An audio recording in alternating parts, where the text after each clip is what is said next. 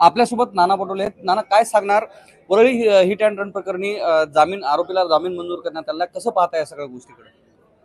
सरकारचा सपोर्ट या सगळ्या व्यवस्थेला आहे आणि सरकारच अशा गुन्हेगारांना पाठीशी घालताना आपण पाहतोय. सरकारचेच बगलबच्चे सर्वसामान्याला चिरडून मारतात आहे, खून करतात आहे. हा खून आहे, हा ॲक्सिडेंट नाही आहे. आणि त्याच्यामुळे सरकार काय या सगळ्यांना पाठीशी घालते त्याचं उत्तरही सरकार द्यायला तयार नाही आहे, असं चित्र आपण पाहतोय. पुण्यामध्ये वाढती जी गुन्हेगारी आहे, ज्यामध्ये पेट्रोल टाकून जाळण्याचा प्रयत्न होतो, त्यानंतर दगड घालून पीएससी कडून प्रियकाला मारण्याचा प्रयत्न होतो, अंमली पदार्थाच्या प्रकरणात, या सगळ्या गोष्टीवरून आपण कसं पाहता? सरकार गांभीर्य नाही का या गोष्टींची? सरकारमध्येच ही लोक समाविष्ट आहेत आणि असेच ड्रग माफिया, गुंडाइझमची लोक सरकारमध्ये आहेत. आणि त्याचाच परिणाम असा आहे की महाराष्ट्राची जनता हे सगळे परिणाम भोगते आहे. आणि त्यासाठी या सरकारला उत्तर द्यायला आम्ही सांगतोय, तर सरकार उत्तर द्यायला तयार नाही. आज राज्याच्या मुख्यमंत्र्याला आम्ही मगाशीच या खोट्या लॅब ज्या मोठ्या प्रमाणात महाराष्ट्रामध्ये आहे त्याचं उत्तर त्यांना द्यायचं होतं, पण ते एवढ्या महत्त्वपूर्ण प्रश्नामध्ये ते उपस्थित नव्हते. त्यामुळे गुन्हेगारांना संरक्षण देणं हे मुख्यमंत्री आणि उपमुख्यमंत्र्यांची जबाबदारी वाढलेली आहे. सामान्य जनतेचं काही घेणं देणं नाही, असं या सरकारचं चित्र आहे. राहुल गांधी यांनी मणिपूरला गेले होते, त्या ठिकाणच्या शिबिरांना भेट दिली. त्यावेळेस त्यांनी असं म्हटलं की मणिपूरची जी स्थिती आहे ती अद्यापही सुधारली नाही. तुम्ही या सगळ्या गोष्टीकडे कसं पाहता? बिलकुल दुरुस्त झालेलं नाही. मणिपूरमध्ये अजूनही कायदा सुव्यवस्था अजूनही पटरीवर आलेली नाही. अशा परिस्थितीमध्ये केंद्र सरकारने तिथं लक्ष घालायची गरज आहे. जे श्रीनगरमध्ये झालेल्या घटनेच्या बाबत ती पण परिस्थिती भयानक आहे. देशाच्या सीमा असुरक्षित आहे आणि ह्या सगळ्या परिस्थितीमध्ये आज सरकार केंद्रातलं झोपलेलं आहे आणि त्याला जाग करण्याचं काम राहुलजी करतात.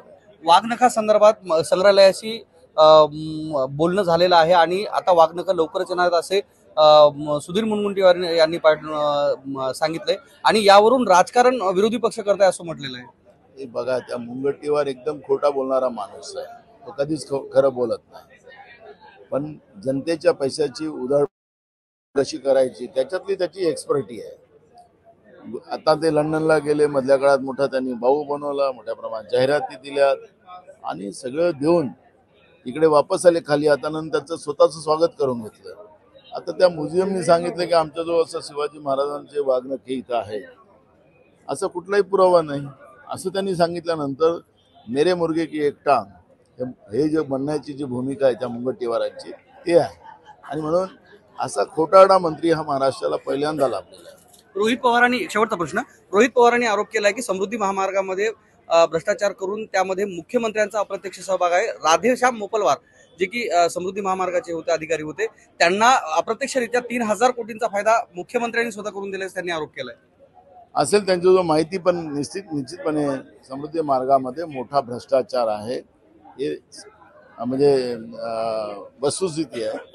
त्याच्यामुळे त्यांनी जो मुद्दा उपस्थित केला, त्यांनी नेमका आकडा किती आहे त्या आकड्याचा उल्लेख त्यांनी केलेला असेल, तर ते त्यांच्या जो माहिती असेल, पण तिथं भ्रष्टाचार झाला हे सत्य आहे. आकडा मोठा असू शकतो का?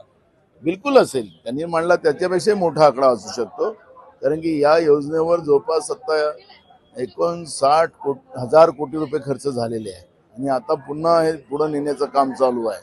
हे सगळं कर्जरूपी आहे आणि त्याच्यामध्ये भ्रष्टाचार तर मोठ्या प्रमाणात झालेला आहे. तर आकडा मोठाही असू शकतो, पण आकडा त्यांनी सांगितलेला असेल तर त्याच्यामध्ये त्यांच्या जो काही वस्तुस्थिती असेल त्याच्यावर सांगितलं, पण तिथं भ्रष्टाचार झालाय मान्य.